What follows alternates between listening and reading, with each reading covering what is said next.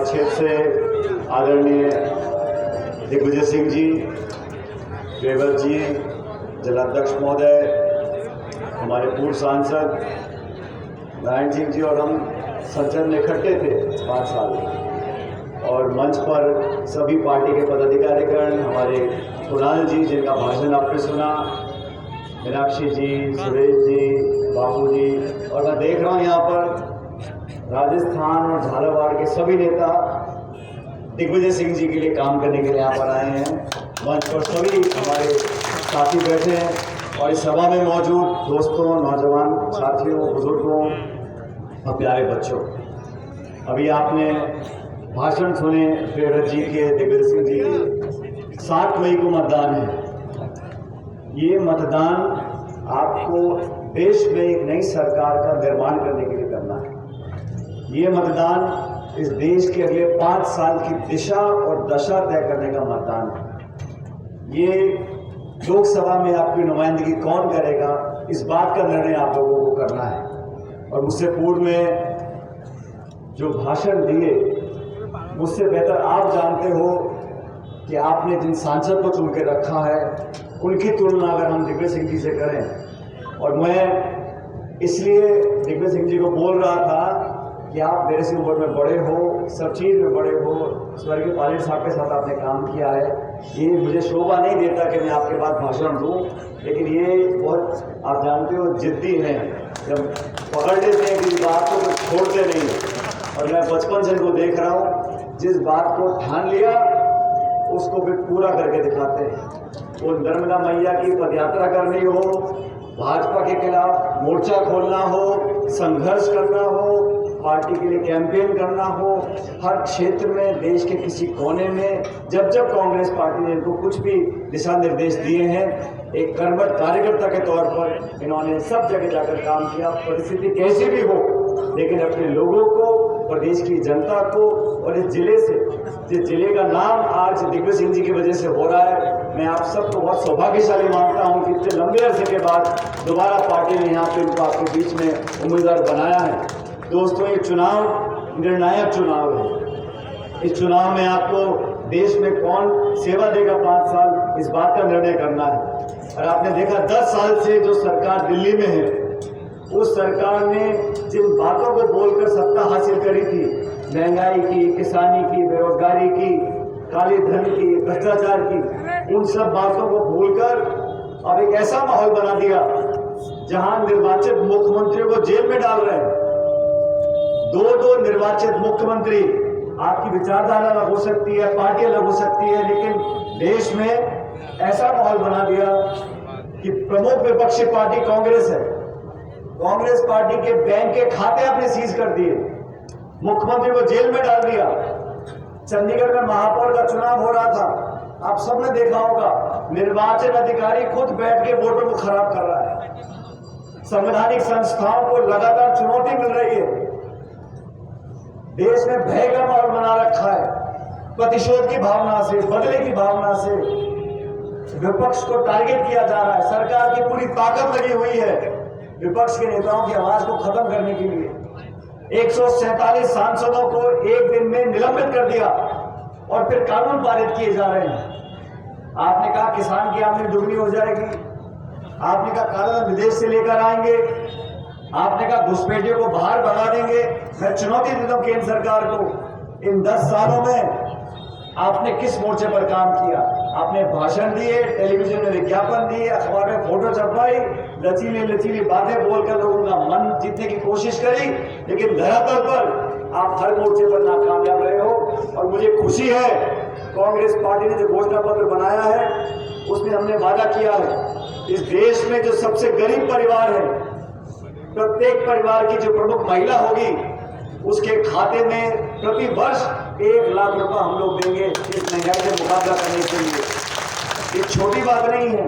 प्रति माह 8,333 रुपया उस महिला के खाते में जाएगा जो देश में सबसे गरीब परिवार है। हमने वादा किया है किसान को न्याय दिलाने के लिए। ये झूठ बोलते थे, किसान की बात करते थे। किसान का दर्द समझने वाला कोई दिल्ली में बैठा ही नहीं है। ये जो शासन कर रहे हैं इनको कोई लेना देना नहीं है। ना किसान से, ना खाद से, ना बीज से, ना बिजली से, ना पानी से। इनको सिर्फ बात करनी है हिंदू की, मुसलमान की, मंदिर की, मस्जिद की। और नए नए भाषण अब कह रहे कांग्रेस का राज आ गया तो बहनों के मंगलसूत्र छीनकर और को दे देंगे। कांग्रेस का राज आ गया तो घर में अगर 2 भैंस है तो एक भैंस छीन लेंगे आपकी। मुझे समझ में नहीं आता। कांग्रेस को 55 साल जनता ने सेवा का मौका दिया। इन 55 सालों में कांग्रेस ने क्या क्या नहीं दिया। राजीव गांधी जी ने अधिकार दिया, संविधान में संशोधन किया, पंचायत से लेकर प्रमुख और सांसद तक हर जगह आज हमारा SC ST OBC वर्ग के लोग जो काम कर रहे हैं, चुनकर चुनाव जाते हैं। महिलाओं को आरक्षण दिया 50% का, खेती करने वाले को जमीन का अधिकार इंदिरा गांधी जी ने दिया। सोनिया जी की वजह से आज देश में नरेगा का कानून है। अरे हमने तो दिया है, जनता को दिया है। मनमोहन सिंह जी ने 76,000 करोड़ रुपए का किसान का कर्जा माफी की।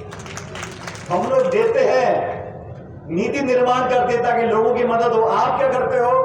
आप देश के हवाई अड्डे, रेलवे लाइन, बिजली घर, खान, वो सब औने पौने दाम में चंद लोगों को दे दिए। 16 लाख करोड़ रुपया चंद उद्योगपतियों का कर्जा माफ कर दिया। खाई बढ़ गई है दोस्तों, अमीर गरीब की। सुध लेने वाला कोई नहीं है। पेट्रोल डीजल देसी घी से महंगा हो गया। गैस का सिलेंडर 1100 का बिकता था, अब जाके कम किया चुनाव से पहले। इनकी सुध लेने वाला कोई नहीं है। जनता, आप सब लोगों को निर्णय करना पड़ेगा। ये चुनाव महत्वपूर्ण है साथियों, और मैं पूरे देश में घूमकर आया हूं, केरला से लेकर उधमपुर जम्मू तक। पूरे देश में बदलाव का माहौल बन चुका है। पहले 2 चरणों में जो वोट पड़ा है, अब वोट ऐसी चीज है कि लोग बात करते हैं, अखबार टीवी में नहीं आएगा, लेकिन लोगों से बंद कमरे में बात करो। कैसे आप जाना तय है। भाजपा का राज खत्म होने वाला है, लेकिन सबसे महत्वपूर्ण है, मध्य प्रदेश में हम सरकार नहीं बना पाए, लेकिन एक दोबारा मौका हमको मिला है और मेरी तरफ से नाराजगी भी है। मैं तो विधानसभा क्षेत्र में प्रियव्रत जी के लिए वोट मांगने आया था।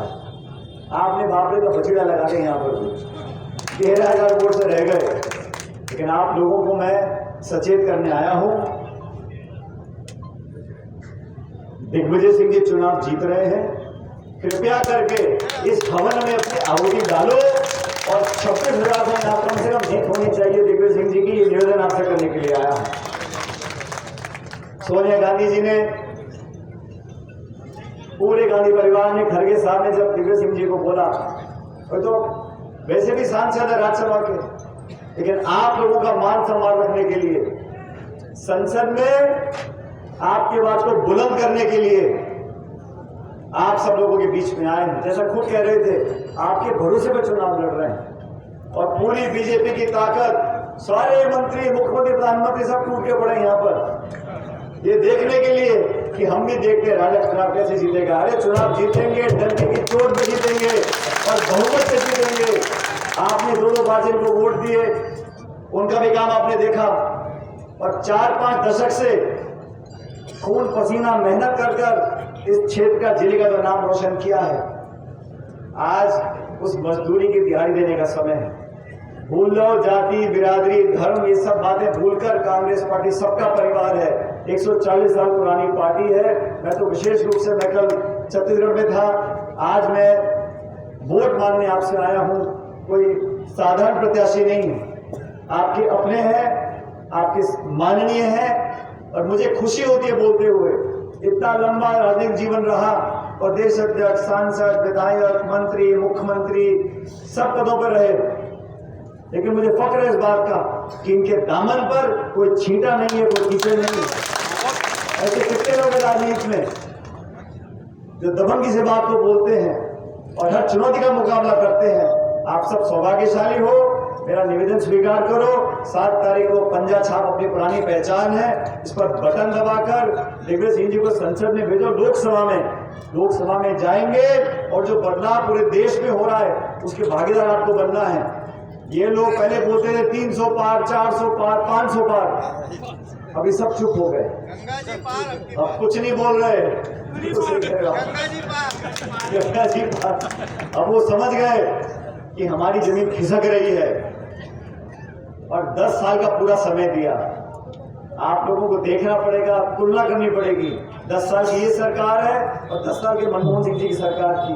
शिक्षा का अधिकार, सूचना का अधिकार, खाद्य सुरक्षा का अधिकार, रोजगार का अधिकार, वो सारे काम हमारी सरकार ने किए। और ये लोग, मैंने कहा ना, अब ऐसी ऐसी बातें बोल रहे हैं कि देख कांग्रेस पार्टी आ गई तो पाकिस्तान में पटाखे चलेंगे, कांग्रेस पार्टी जीत गई तो आपका घर छीन लेंगे। मतलब लोगों को डरा रहे हैं और सफेद झूठ बोल रहे हैं। हमारा घोषणा पत्र छपा हुआ है, स्याही में लिखा है, किसान को एमएसपी पे कानून बनेगा, गरीब परिवार को लाख रुपया मिलेगा, 30 लाख पद भरे जाएंगे, दिहाड़ी मिलेगा कि 400 रुपए होगी। अरे गरीब की जेब में पैसा जाएगा तो राहत इस देश में मिलेगी। इस सबको संभव करने के लिए हम सब सामूहिक रूप से आपसे निवेदन करने के लिए आए हैं कि दिग्विजय सिंह जी को आपने लंबा आशीर्वाद दिया है, उनके पूरे परिवार को दिया, इनको दिया कि ना, जैसे वो खुद कह रहे हैं, बाकी लोग कह रहे हैं, इस उम्र में आखिरी बार चुनाव लोकसभा का लड़ रहे हैं। आप सबसे कहना चाहता हूं, एक एक वोट इनके 40, 45, 50 साल के परिश्रम, लगन, त्याग, तपस्या को देनी है। एक एक वोट पंजा छाप मोहर लगानी है। 4 जून को जब मतगणना होगी तो सबसे ज्यादा वोटों से पूरे प्रदेश में अगर वो जीतेगा तो दिग्विजय सिंह को जीतना चाहिए। और ये दिग्विजय सिंह जी, मैंने कहा ना आपको, बहुत जिद्दी है, लेकिन मैं भी भतीजा जिद्दी कम नहीं हूं उनसे, मैं भी ऐसे मानूंगा नहीं। आपने प्रियव्रत की नैया पार नहीं लगाई, लेकिन दिग्विजय सिंह को जिताना पड़ेगा भारी बहुमत से। दोनों हाथ खड़े कर मुझे आश्वासन देकर जाओ कि भारी बहुमत से जीतेंगे और लाखों वोट से जीतकर संसद में जाएंगे। बहुत बहुत धन्यवाद। भगवान आपको खुश रखे, हमेशा फलो फूलो आगे बढ़ो और आपका आशीर्वाद हमें बना रहे। बहुत बहुत धन्यवाद। जय हिंद, राम राम साहब।